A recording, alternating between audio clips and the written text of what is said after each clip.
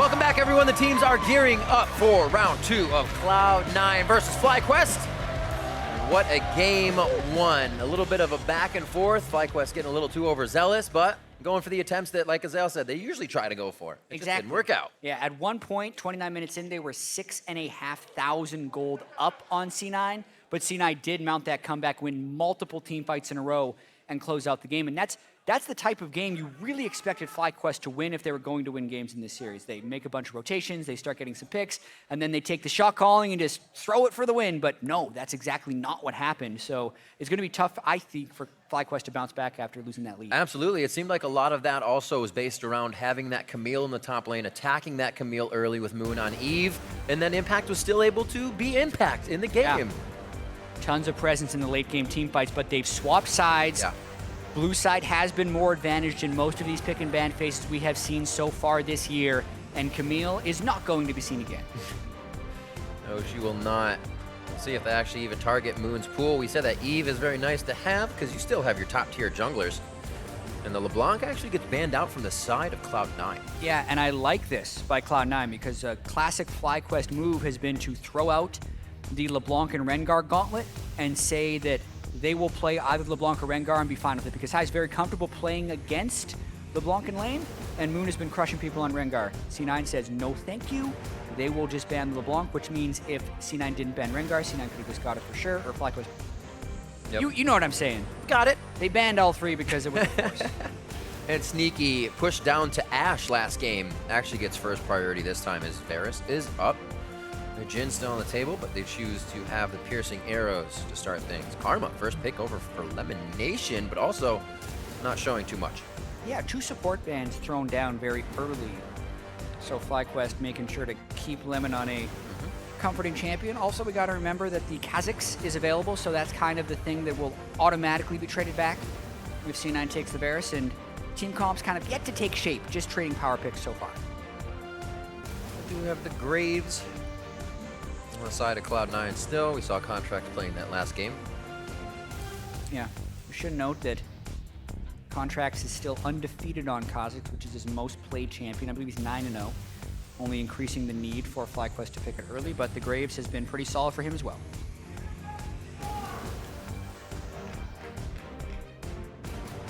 They have their support. 20 seconds for Cloud9 discussing, well, if they do this, we'll do the next as always.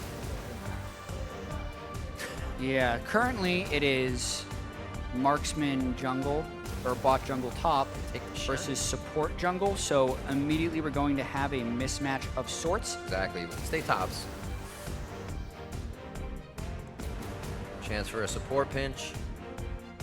Yeah, on one side, and then also a AD pinch on the other. So expect the Jhin ban, since that's something that FlyQuest actually first picked last game. They decided they would rather not get pinched in the top lane with Maokai being available. Thresh ban out from the side of FlyQuest. Don't want to deal with that in the bot lane. Interesting pick ban phase. Obviously, a little slower than usual for these teams. It is going to be the Syndra, so they actually start to focus high in the mid lane a little bit. LeBlanc and that Syndra. Yeah, I mean, even though FlyQuest has the counter pick, doesn't mean that Cloud9 doesn't just want to go with Cassiopeia again and then have Jensen go up against whatever Hai's best shot is. I had a pretty good, and that's why we see the Cassiopeia ban, actually, because they smell it in the water. They do not have to deal with Jensen's Cassio again. There's his Jace. A lot of mid lane bans. Corki's still up, so we may actually see that go into the hands of Hai. And it's a pretty safe pick anyways. That's the question. Do they want to save Corki pick now? Or do they want to save a counter pick against Jensen? It really depends on how much Hai wants to try and sneak in a Zed pick somewhere. We shall see. Jhin was unbanned as well. That is actually really surprising. Forget the 80 carry wasn't in the first phase. So they do lock that in. Sneaky possibly the side of Jensen, but among other things, he's got a pretty big champion pool. Still looking for that support for Smoothie as well, so they may not try to show. It's just too much. Yeah, well, C9 is going to be forced to finish off their team composition here. So they just go with Orianna. ball delivery system quite a bit for the Shen if they really need pressure, also for Contract's help. And Smoothie may just lock in the Nami. Yeah, lots of healing and shielding on this team composition if they finish this off. Nami has been a somewhat seldom played, mainly by Adrian in the NALCS, but very successful champion when you get pushed down away from the Zyra Malzahar, just because she's actually the true support. The sustain is amazing with all the poke that's been happening right now, and the laning phase is incredibly strong between Varus and Nami. Could have the Corki locked down, good bit of mixed damage to follow up with the team here. And also a good bit of presence of Karma and Jin behind that Corki. Yeah, when you pick the Orianna, if you're C9, you're almost kind of forcing the Corki pick. You're not going to be picking Zed into the Ori, which I'm sure Hai wanted to have the option of doing at some point, but this is the smart pick. It is fun. As Ori, you just don't move your ball enough. Just kind of keep it right next to you. And then you win. And then you win. So heading into the next game, really I'm not sure what FlyQuest would have even talked about previously. Both teams were quite even throughout that. FlyQuest was able to grab a lot of the turrets in a barren attempt, fizzled out their win condition. Cloud9 was able to attack back on that. They know the mistake, it was a glaring one. I'm sure they're not going to go right to making it again. Yeah, and we got to see a little bit of craziness in Game 1, Champ. So like this is a little bit weird in the way the bans were placed, but as far as the team compositions that are being picked, incredibly standard from both teams. These are both team fighting compositions with a mild amount of split push because they have the Shen in there, but we could be in for quite a brawl if these teams are looking to go in. Great camaraderie between these two teams. They obviously know it as well. It's quite a fun matchup, as stressful as it is for these players. We're going to be heading into game 2. C9 win or Fly win, however you feel about this matchup. C9 putting up a pretty good fight for that victory now, and they are looking to pressure FlyQuest out of this series here, as FlyQuest need this win to stay alive. A lot of switching up going on throughout the compositions. We're going to get a whole new matchup coming in on this one. Absolutely. The series we've been waiting the entire week for had such an explosive game 1. Really now have to see if FlyQuest can bounce back after losing that 6,000 gold lead 29 minutes into game 1. C9 have been lethal in closing out series, undefeated on the year. If FlyQuest can't take him down, you really have to start asking who can stop Cloud9 this year, because they have looked good. Gotta remember those single games, I believe Dig, CLG as well, were able to put those single losses onto C9. After that, haven't really seen much of them. They are able to repair pretty much everything they found to be wrong here, and actually they haven't had to do much besides that. When you're winning, there isn't much to fix. You just keep working on what is going well. Impact getting some deep wards in that won't be denied for Fly this time, so everybody's going to have a bit more information to start things off. I'm going to try to pinch some damage onto Sneaky to start off, but I don't think they'll get it. Yeah, I mean, what is this? What is this play? I just solo in the enemy jungle, walking into try-bot. She knew it was generally safe because the ward had been placed on the other side, but even if it works, what does success look like with that roam? A little bit of HP, 1 auto. Feel good about yourself. Contracts, making sure there's going to be no late hits for wards here coming in. Nice little start here with the sapling stack and the level 1 W for Moon, hoping to be able to take out the Raptors very quickly. Let's watch how this one works. Saplings go off, presses W, quickly clearing the little Raptors, and that's a nice ability to start Raptors. You always want to start this camp because of the enhanced XP if it doesn't beat you to death, so good thing the Pulse was able to give him the healthy pull with the saplings. Right to red, they know he's there. Don't really need to get a ping on it. It will start off. Impact actually just getting to lane, so Fly should know that topside start by Contracts. Nothing too new, along with the ward. Good bounce. You try to get away. Sometimes it's the inevitable bounce that already started. And a nice spot for Sneaky here in the team to keep farming up. The wave should kind of stick towards their side. Yeah, and it's pretty tricky up against Nami as Karma here, because Karma's mainly poke-based here, and Nami can sustain through a lot of this poke. Back when Karma was the meta champion being picked, people thought the all-in potential of the Karma was high enough that you could still win the sustained matchups, and with the ADs going longsword, potentially, if you're able to go all in, you would have a higher chance of bursting out the AD, but it's pretty unlikely, and I still think it's a pretty favored lane for the Nami. Taking some nice minion damage, or I should say, giving some nice minion damage over to Balls in the top lane. Impact has that wave again right where he wants it. C9 is going to farm this one out slow to start. Pretty even all around. No interference yet from the junglers. We are going to have quickly Pastry on the sideline. Got to chat with ThinkCard after their pick and ban. Thank you very much. This time I caught up with ThinkCard over on the FlyQuest side. He said in general he does like drafting against Reapid. Reapid's very smart and it's a lot of fun because they know each other quite well. He said game one, he thought the draft went well, but obviously the game itself could have gone a little bit better. This game, they're pretty happy with their draft overall and think they're confident winning this game and then taking the series. And lastly, I asked in general their draft style, and he said they like to draft pretty aggressively and bring playmaking chance, and that does show in the kind of play that they've shown us so far. So great to hear from ThinkCard, but back to you guys for the game. All right, thank you very much, Pastry. And they do have some playmaking potential, but it's a lot of it in the top lane Maokai as far as actual initiation. He can be sped up by the Karma, but that's it as far as the lockdown component goes. Nice job getting the tick on of Thunderlords.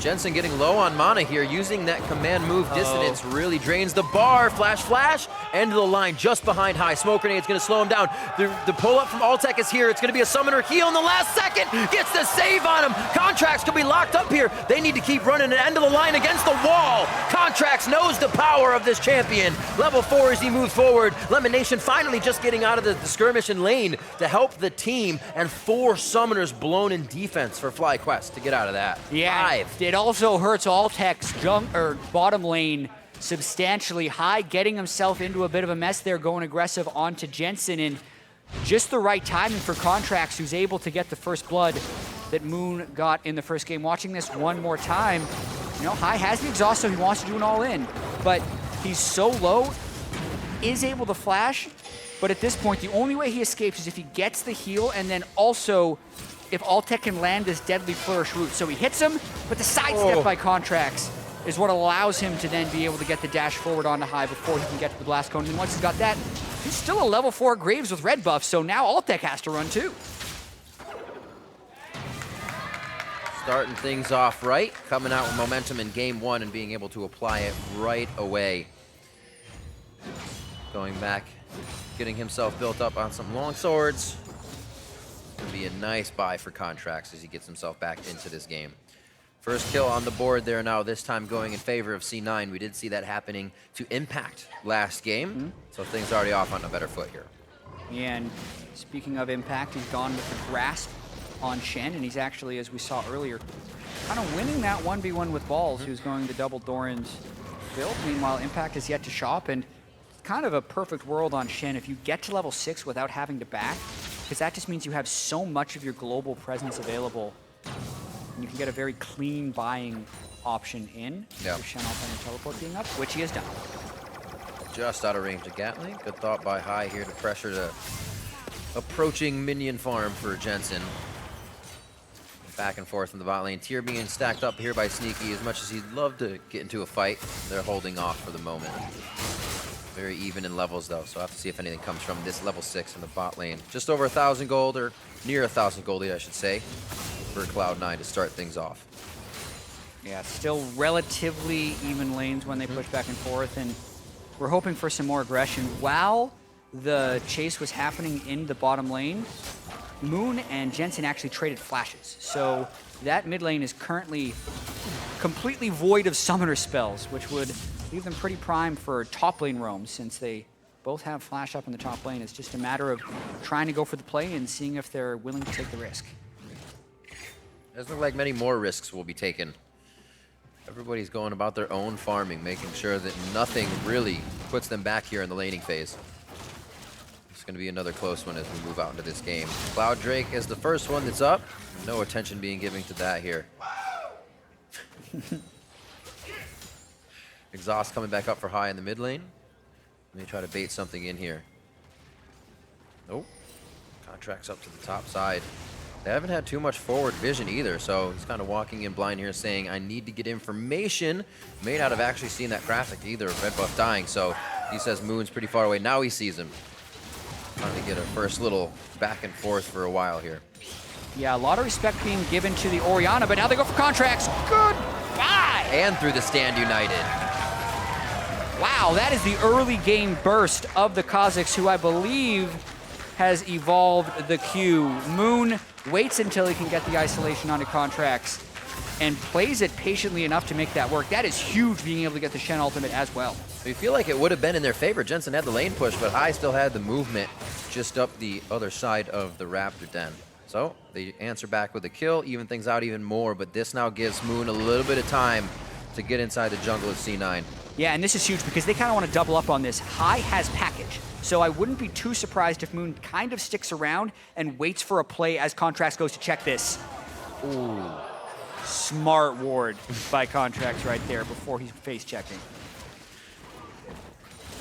Got to be very careful. Been in great positioning as well for even a return fight.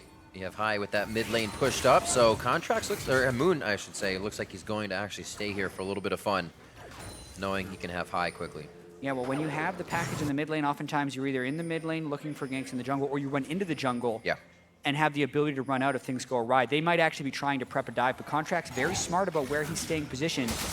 Impact doesn't have any way of getting down here. Balls would. They could actually make the force. Exactly. Both of his ult and teleport are down. That's going to be the hit onto Contracts. We have lost Moon in the fight. Sneaky very low. Grenade bouncing over. Smoothie low as well. Throws the tidal wave out to deny Elimination and Altec. But there's just too many members, then Fly moved too early.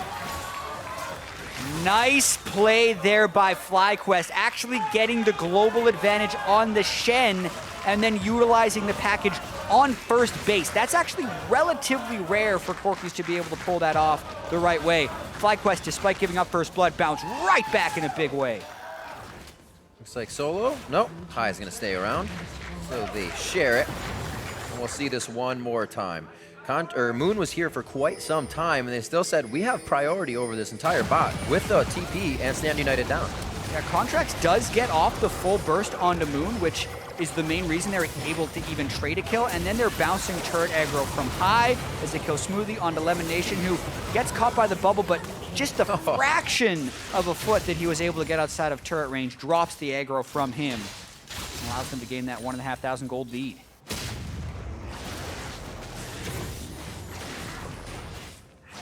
Be a swap of the lane as we see Altec taking presence now towards the top side. Youmuu's finish for him as he speeds his way up there, trying to gain all of that distance that he can as fast as possible. So he'll clear out 76 to 93. Sneaky was clearing waves just against Altec as he was hiding under the turret, so it's been difficult for them. They've also been pulled out of lane a few times. We saw High running around. Altec went down in that situation as well very early in the bottom of the river, so as much as Fly is doing now, very nice as early game was a little scrambled for them. Yeah, and they're really just trying to work those outer turrets down. They swap back and then immediately go for Drake. This is actually just a ridiculous shot call. They called Altec to go up, which feints the lane swap, and then Sneaky and Smoothie run out bottom to match. Meanwhile, that actually allows FlyQuest to take the Cloud Drake, because normally when you send your dual lane there, you're conceding the Drake, which is what C9 expected to happen. Now they go for Jetson. Valkyrie forward. There is a ward on the other side, so they have the knowledge Cloud9 is gathering together. But they don't try to, they don't stop, I should say. They keep trying. Jensen did have to blow his ghost there. Still have the safety of Flash, and Impact is back up with Stand United and Teleport. But they go right to the Stand United and Teleport and try to take it out home. Flash. There it is, finalizing the kill. So Impact may just have to teleport back out if he needs to help the team. Cloud9 now trying to answer in the top lane, but Altec's already there. The movements here from FlyQuest, putting them ahead. Yeah, pretty straightforward move, and they're also ahead of the play. They think, okay, we just sent our jungler bot, where would Contracts be? Let's actually catch him in the jungle and collapse on that. Don't know if he can dodge those ones. Tidal wave coming in from Smoothie. High, very low on mana, so they should be able to waltz out of this one. Turnaround, calling the flash from Smoothie. That's 2 flashes for C9 blown in this fight. Shockwave hit, just missing, but they did have to get High's flash. Everybody is using summoner spells on this one, and it looks like they back off for the time being. A lot of skirmishes now starting off. Yeah, a pretty bold attempt there actually by High to come up through the river, since they had initially invested the jungler bottom lane, so normally you're just trying to stop the dive from happening on the other side. That was kind of a moment where Fly was playing defense, so to speak, but they tried to make an offensive play, and it was a 0 for 0, but it still stopped C9's offensive.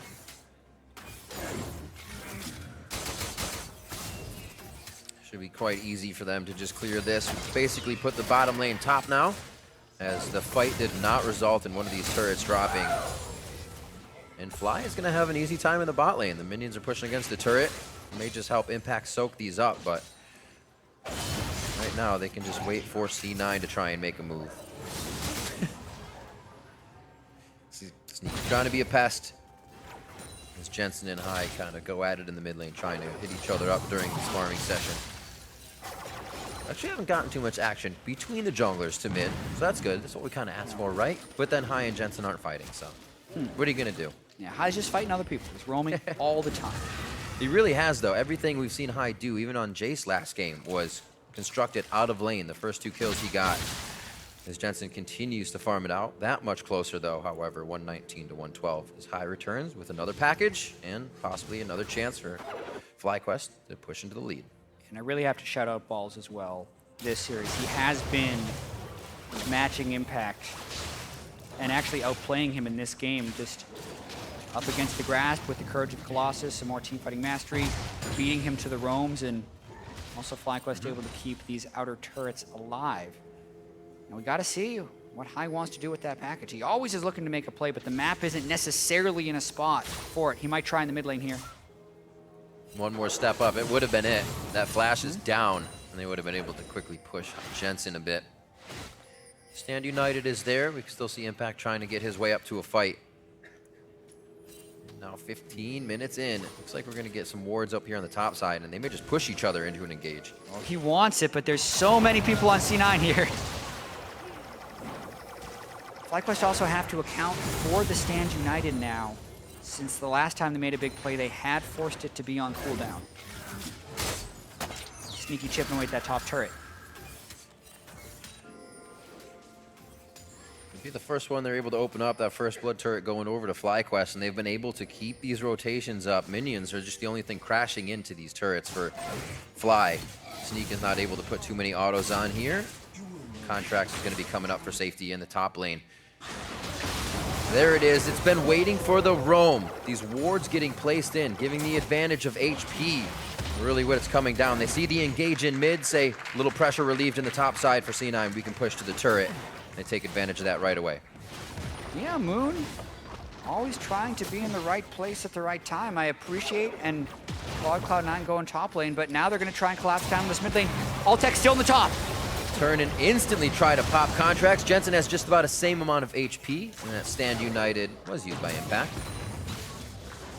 The turret getting pretty low. You'd wonder if FlyQuest would want to continue to siege, but with all ultimates being up on the duo lane of C9, it'd be a tricky dive. Oh, Altec, who is up in the top lane, was just trying to shove it out. He's late on the retreat. Flash for flash. A little added damage to get out. So Cloud9, obviously with a bit of room in that game 1 win, but are not really leaving anything to chance here in game 2. Playing very smart, pulling out before they get to any kind of overextensions here in their engages. There you see it was a flash, but they did not try to just chase him down lane. Waves are pretty much even. Nobody really has any advantage to push turret just yet. Cloud9 finding their first one in the top lane, so we'll have to see who has the better movement here coming out of it. It's just ward wars right now. It really is, and you're kind of waiting for the seemingly inevitable teamfight phase as these guys both have picked incredibly stylistically similar compositions. Big tank top, physical damage, warrior, jungle, magic damage dealing mid lane. They got the utility, long range poking ADs, and the supportive supports down the line. Their styles are the same, and the game is still pretty close, so it's going to be about execution and who can find the right initiations. Looks like High having a better of a laning phase versus Jensen, as we'd obviously keep an eye on that lane. Jensen saying it would be embarrassing, actually, if we were to lose to FlyQuest. I'm the guy that replaced High. I should be able to take him down. And in that first game, Jensen getting the player of the game, was crushing. He wasn't necessarily crushing High, as High was all over the map, but when it really came down to those team fights, it was Smoothie and Jensen carrying through a lot of it. This game, High once again kind of winning the roaming game, but Jensen still has the rest of the game to play through, and the Shockwaves could very well be massive turning points as Corki and Jin are both prime targets for that spell. We haven't even seen chances really for High to put on some of this poke damage. Altec even opening up with a curtain call. He's been top wave clearing. The options that we've seen them use previously kind of stalled out here due to the fact that they're trying to get some lane control down. It's like they'll put a little pressure on mid. They've done a good job at warding the bot side. May get a few up to the top right, or actually top left. The way they're running down the lane, it'd be their top right. Confusing, but they will go into that side of the jungle and start putting vision down. Yeah, I feel like the map is just getting a little bit more and more open. They're kind of trading objectives here as Sneaky is often in the side lane pushing up, and this gives opportunity for FlyQuest to roam the jungle, scout with the plant. Potentially 2 turrets going down here, one on each side. The push is coming in slow from the bot lane, but I think you are right. Let's see, once they actually see him bot lane, how do they react? They can go right through the jungle here and start to grab a little pressure. Yeah, right onto blue. They ping. Contracts may just be pushed off here. Yeah, Impact showing down in the lane right there, as well as Contracts being in the jungle instead of down on the other side. Oh, never mind. He secures his blue, but they're actually unable to trade turrets. So overall, from a map perspective, it's still advantage FlyQuest. Outer 3 down, package in, exhaust immediately onto Sneaky, and this is what we were just asking for, the curtain call, the dive in, the pressure plays, and the top turret goes down. They have the outer 3 now, and they know they can work a little bit inside C9's jungle with safety. Yeah, big credit to Moon. They're flashing out of Jensen's Shockwave as the rest of FlyQuest collapse down onto Sneaky there. And how much do they want to force off of that? It's 19 minutes, 45 seconds into the game. But with the Shockwave and the Shen ultimate burned down, they have the ability to get a lot of wards. Would they? That must mean it's time for Baron. It's up in 10 seconds. It's definitely time for the bait. Here it comes. You want to bait it early, but... There's a scrying orb early on Sneaky. Get that out. He still has the ability, but Sneaky's in base, so he can't quite get there. Mantra Shield. Smoothie would be the target here. Contracts able to quick draw the distance. I feel like that's, again, one of those, we're C9, but we're not C9. Yeah. Jensen, the team, knew that was coming as well. Here's this again. Yeah, exhaust Sneaky, he absorbs the ultimate, then they land enough Jin bullets onto Sneaky that Impact and Moon can fly in for the execute. And Balls doesn't care if he gets hit by the Shockwave because he's a giant tank. Moon preventing Jensen from being able to get any type of counter kill with the flash. Yeah, Impact now pushing up in the bottom, but you can see how they're trying to do this. He put 2 control wards in, doesn't realize if anybody's going to be coming through the jungle, which means they're trying to pressure these down, get there as soon as the waves. They don't really have time to get onto the side of FlyQuest map, get that safety down. Has to push off, doesn't know what else is behind Fly. Balls here, and he feels like it's going to be a little bit of pressure as Balls walks past the turret. Flash as well for Impact. Still has teleport, stand united. Not too much off of him. Yeah, and the rest of FlyQuest is trying to set up a split push right now, so Jin ultimate actually just used to hold off the wave. C9's going to try and force this one down. Nice job of Contracts actually tanking those Jin bullets.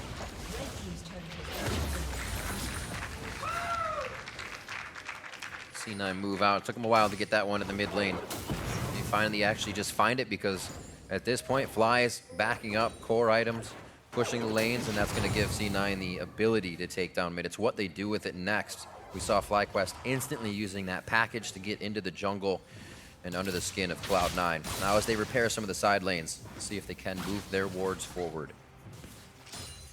Now we definitely need to keep paying attention to the side waves between these two teams, because as teams in the top of the standings, they have really good abilities to apply map pressure, and so much of that is about just pushing the side waves, waiting until someone is going to clear a wave, and then forcing the team fight, because you don't want to just match 5v5 and brawl into each other over and over again. You want to be able to get the numbers advantage, and that's what this is all about. You can see High constantly in the side lanes, pulling Jensen away. Then when High gets a package, FlyQuest goes in for the fight. And C9 need to find their windows to match that, because FlyQuest is essentially 2 out of 3 on packages into successful fights, and C9 haven't been able to set up any of those plays with what could be a Shen ultimate or a flank. They're just using those reactively. Speaking of the Shen, we think of that lane as Impact's lane usually. And again, in this matchup versus Balls, you figured it would have gone to Impact because of the small things he does to win little minion advantages, lane advantages that put him in the right spot for a gank on Balls. But he seemed to avoid all of that in the top lane, really helping Fly on the whole map. 205 to 191 in that lane. They've also been giving Impact a bit of trouble from the Camille game to this Shen game. So it's been a priority of Fly. Moon goes in with the Edge of Night on to keep himself safe. Stand United immediately. The attempt to turn. Fast fingers on Impact. Can he get a good taunt onto somebody? Don't know if they want it right away. And they back off on this one. Yeah, Impact had to burn his flash defensively due to the gank about 2.5 minutes ago. And then FlyQuest was able to sidestep that taunt and avoid the turnaround. So Shen ultimate down. Pretty much just the Kha'Zix's ultimate down once again. They get to relieve that lane pressure as well. Ball still pushing in the bot side. He may actually be able to get an engage here as well. Ooh. Nice hit on the Scryer's Bloom to find him out on the bot side. Smart move by Contracts inside the jungle there. And they're just going to walk out of this curtain call. Balls is still hanging out in the jungle. Yeah, with the Cloud Drake up, FlyQuest might be waiting for C9 to funnel in Balls way around the back. Could this be it? They don't know where he went. They saw him a second ago. He's on to Sneaky. Shots come through, but they can't seem to get any more follow-up damage. Dragon was still being taken. Moon waiting to get over the wall. He finds Jensen now on the backside. Sneaky's down, and they are flying through. The exhausts are out, so here comes the damage. Impact is the next focus. He's going to go down. Deadly Flourish just misses Smoothie, and bleeding and limping away from this fight is C9 with 3 down. Boy, FlyQuest is laser focused onto Sneaky, burning the flash with the curtain call, then burning more flashes to get back on with the Twisted Advance, and that 3 for 0 is going to transition straight into a FlyQuest Baron. They only had to wait 4.5 minutes, chat. They keep pulling off, and the package is going to be up with the Baron buff at some point during the sync, so really big move there by FlyQuest. They're up 6,000 gold at 29 minutes in game 1. Now with the Baron, they're up 6,000 gold at 25 minutes, so progress. See if they lose this. We'll see this one more time, as it was quite a long engage, thinking this would just be fizzle out. But then, as we mentioned, being able to reset that wave advantage, having Balls sneak through the jungle, getting this flank position, baiting with the Cloud Drake, and then they go immediately on to Sneaky. And Jensen pushed off the side, kind of worried about Moon. No one on FlyQuest is fully committing, so Jensen can't get in for a big shockwave. Notice how the fight is basically over by the time Jensen has time to position. Then he eats the exhaust, so he only gets one onto High and Altec while they're shielded by Karma. Meanwhile, the rest of FlyQuest is just running through the C9 backline. Shake it out. Just that after every Keep it play. going. Yeah, he does. Woo. Yeah, that was a steamrolling fight. They just got straight onto Cloud9, and Cloud9 wasn't able to fight back, constantly in defense mode. There's the package onto a Shen. Okay. Keeping him out. Missed a few shots. Going for something. Definitely makes it harder for Impact to feel good about his split push if that's the kind of damage that's coming in. And FlyQuest turn up the heat now. 9-2, 26 minutes in. Baron being used by Balls, who has controlled his lane now on the bot side, and he is having a field day here. 2-0-2 on this Maokai pick. And just once again, 1-3-1. They're actually incredibly spread out right now against Cloud9, but Cloud9 unable to find a strong initiation on one side. That's the way you have to break this up as against an enemy team with Baron that's spreading you out this much. But Balls with teleport, High as well, very confident with his positioning, and FlyQuest chipping away at these outer turrets. Chain of Corruption, Shockwave could really put FlyQuest in a bad position. Edge of Nights are down, so they have to be careful of how fast they approach this, but I guess Balls kind of takes away that danger when he just walks right in front of the entire C9 team, minus Jensen trying to fend off High. They're starting to spread C9 thin here. They could get that bottom wave coming in a little bit quicker, but they're taking their time, and they have time to take. Oh, they're going to try and get High. Shen ulti coming in, no summoners there. What's the rest of the team gonna do in mid lane? They actually go for the pressure. The wave was just pushed off mid, so C9 had to make that snap judgment, and middle and Hib hardly gets any damage on that turret. Yeah, and it was the right time to go aggressive by C9. They're finally landing an aggressive play with the Shen ultimate, and FlyQuest does still get a decent chunk out of that Baron. They were able to take out all of the middle tier turrets for C9. Unable to break the base as of yet, but still walk away with this Baron and a healthy gold advantage.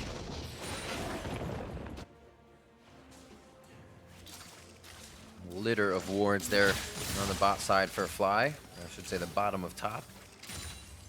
Have a bit of vision now being cleared out by C9. They have some work to do before they can really get themselves back in these fights. As I said, we're looking for that shockwave from the side of Fly. Keeping eyes on Moon in these engages. We also have to make sure we figure out when High gets the package, because it has been straight in each time he has. We'll keep an eye on that as well. Absolutely, and FlyQuest doesn't want to misstep here.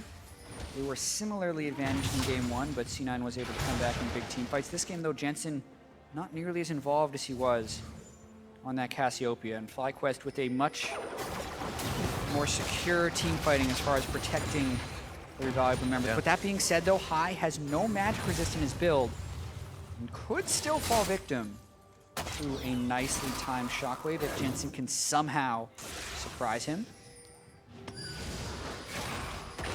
Next Drake is Infernal. 3 already in favor of Fly. Kind of tells you how much control they've had over the majority of this map.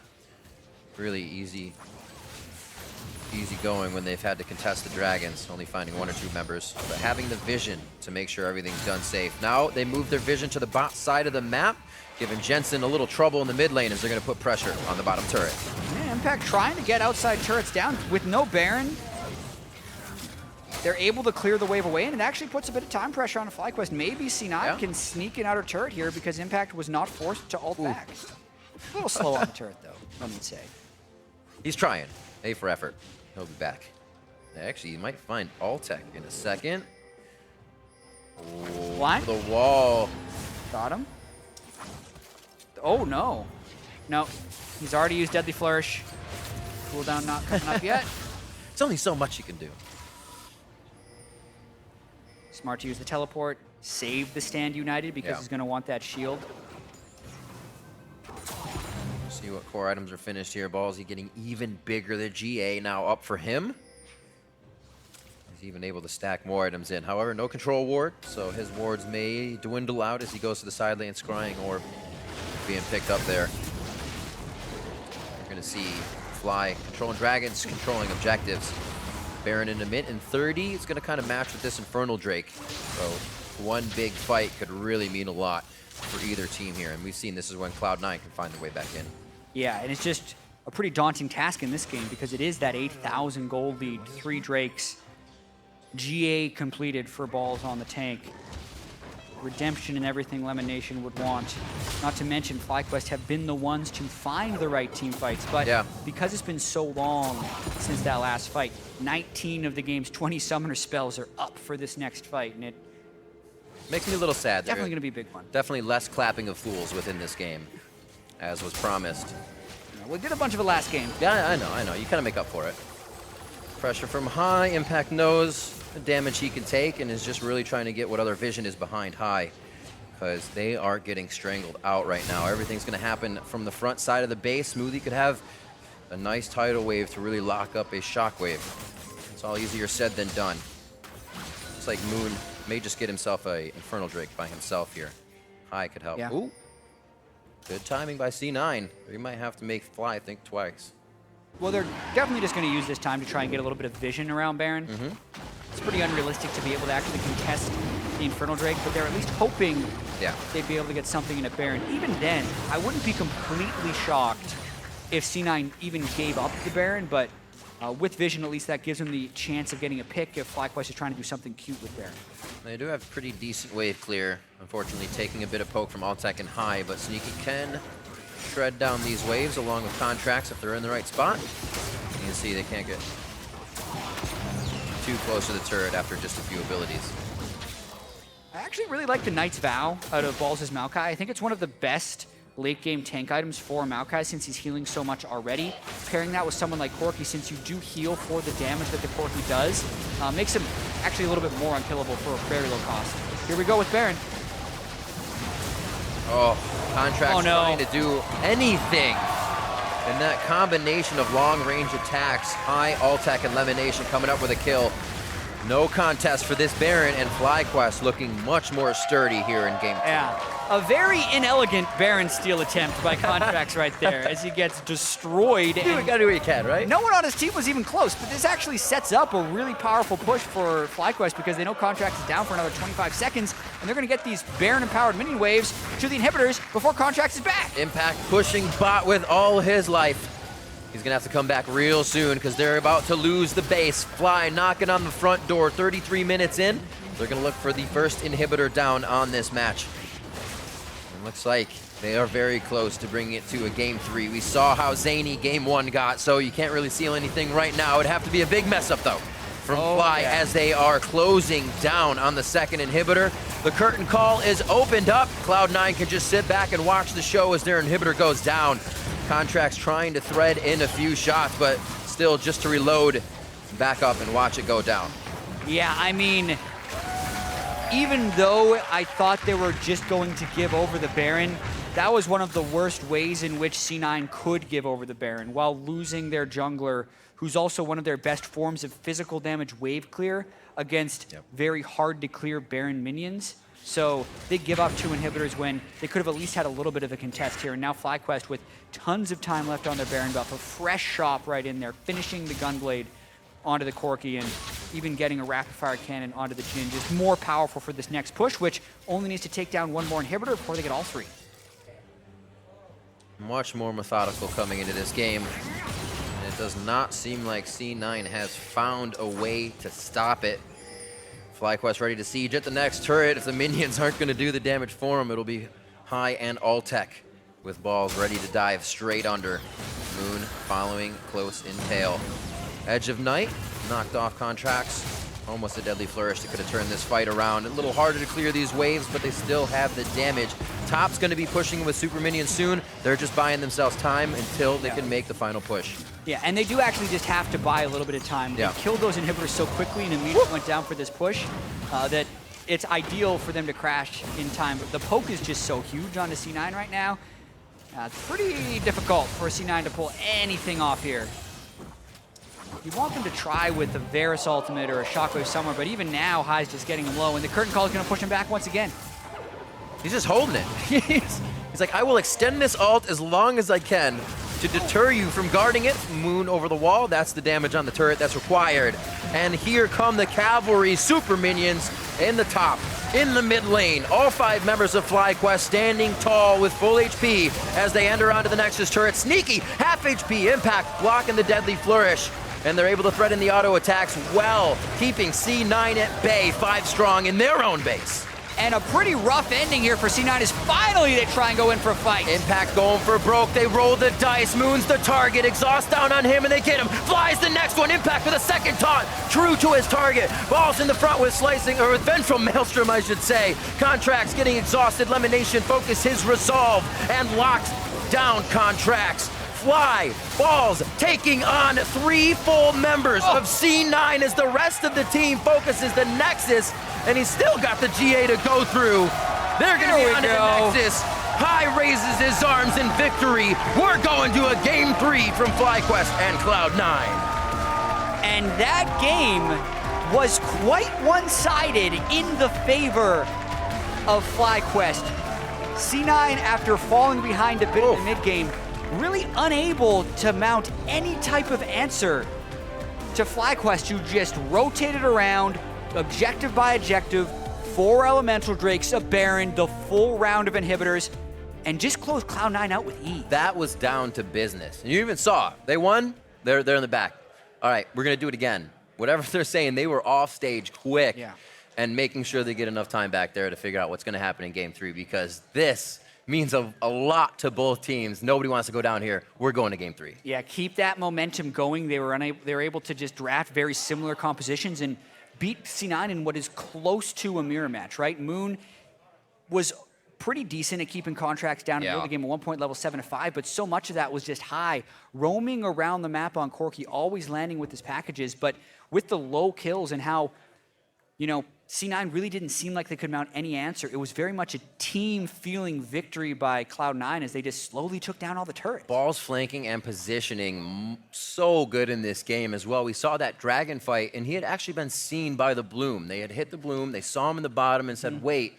But the fact that that Dragon was pressured pulled him right back down into balls. There's nothing they could do about it. Seeing FlyQuest have that much control is definitely going to make Cloud9 think coming into Game 3. For more on how FlyQuest tied up that series, let's pass it over to Freak and our analysts.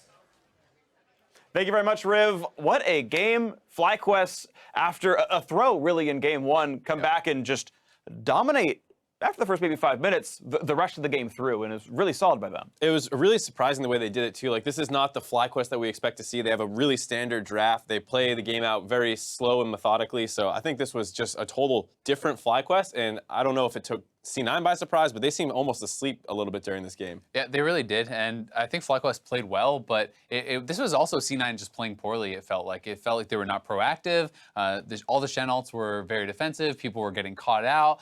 People were not really like creating opportunities to go aggressive, and that's how I think Shen succeeds the most, is when you're using the ultimate in a coordinated way offensively. You know, Jensen never felt like he really got off the ground. The whole game in general felt very lackadaisical all the way up to the end, where they're giving up their third inhibitor before even fighting, right? They're fighting at their Nexus when the game is already done. It felt very strange to see Cloud9 in that situation. Right, so let's talk about the Shen allowing to be proactive. We have a combined replay here, and it's the fact that making a mistake can snowball into even more being grabbed up, and it starts with the Contracts trying to take more of the jungle away from Moon, and they lose the first Shen ulti, trying to keep him alive. And I mean, he knew that the Kha'Zix was there. The Kha'Zix is level 6.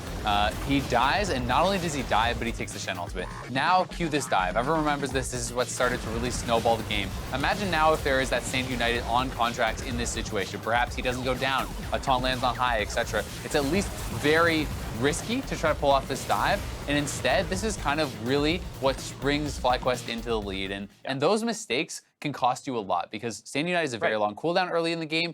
Impact is TPing back to lane because he knows that he has this global ultimate to be able to respond to the fights. Contracts not only gives up his life, gives up the ultimate too, and that costs him the dive in the bot lane. And the sad part about that was the fact that their bot lane for C9 was winning really, really hard. Altec had to run to try and help High out once, and he lost both summoners, a ton of farm, and pressure in the lane, and so he was down like 30-something CS. Right, and you think that like with a Shen, you're going to start diving bot lane relentlessly, but Contracts on your screen made that big mistake in that invade topside, and they lose what should be their game plan from there, kind of getting flipped around totally on them, where there's dives happening to their bot lane. So that really gave up control of the game initially, and then we didn't see much out of them the rest of the game, where they were finding ways to use the Shen. Right, we saw a team fight where it felt like Ball was able to walk into a flank and make it a big team fight. Our next replay up here is going to be a FlyQuest 3-for-0 off of Balls just getting onto the back line of Maokai, and it was almost effortless. And he's had a number of good flanks, some off the back of TPs. This one, he just walked in from bot lane, walked straight behind. They force Sneaky Splash with the Jhin ult just prior to this, so he knows he's an easy target. They jump onto him, and Balls is doing a great job tanking. It's a little hard for FlyQuest to get involved in the fight, but once, you know, the fact that Balls can make it take so long, finally they're able to join up. They finish him off, and it's a chase through onto the rest of the team, and from there, they're able to turn on to Baron. Yeah, exactly. Once they had that Baron, it really did seem like a bit of a foregone conclusion.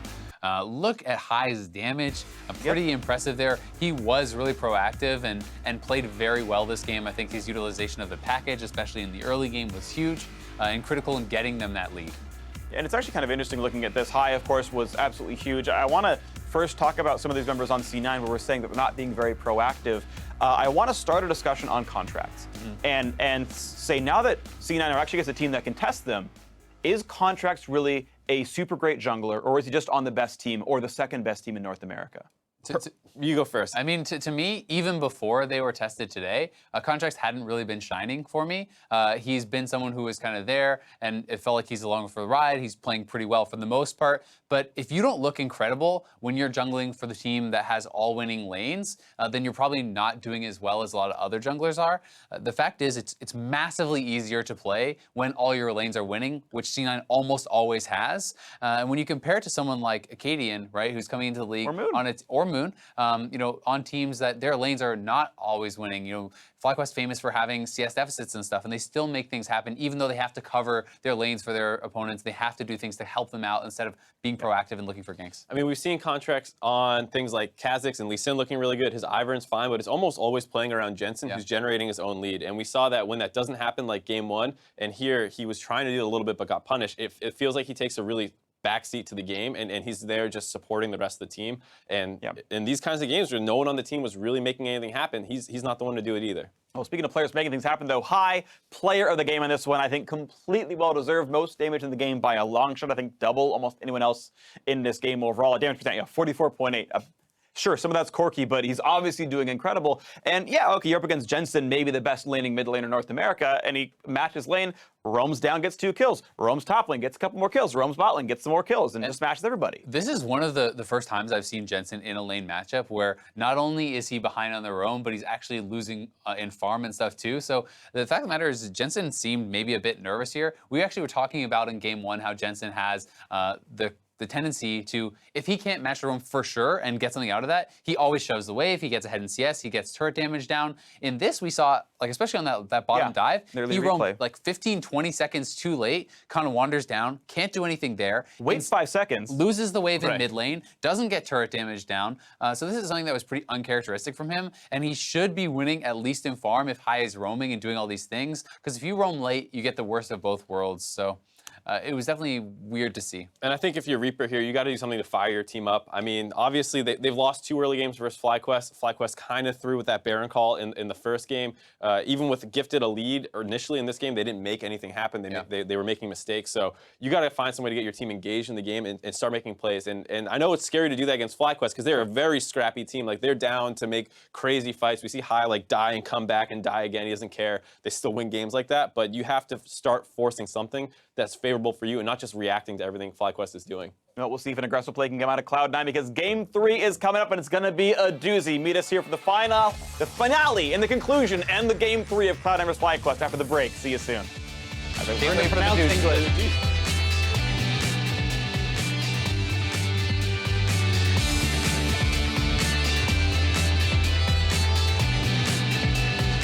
I want to shit talk, but like they're gonna put it in like mic check, and then I'm gonna look like a dick. Mic check. Can you head into the lobby? No, we just have to say really nice things. Yeah, one. Altec is here. It's going to be a summoner heal in the last second. Gets the save on him. Contracts could be locked up here. They need to keep running the end of the line against the wall. He finds Jensen now on the backside. Sneaky down, and they are flying through. The exhausts are out, so here comes the damage. Impact is the next focus. He's going to go down. Finally, they try and go in for a fight. Impact going for broke. They roll the dice. Moon's the target. Exhaust down on him, and they get him. Flies the next one. Impact for the second taunt. High raises his arms in victory. We're going to a Game 3 from FlyQuest and Cloud9.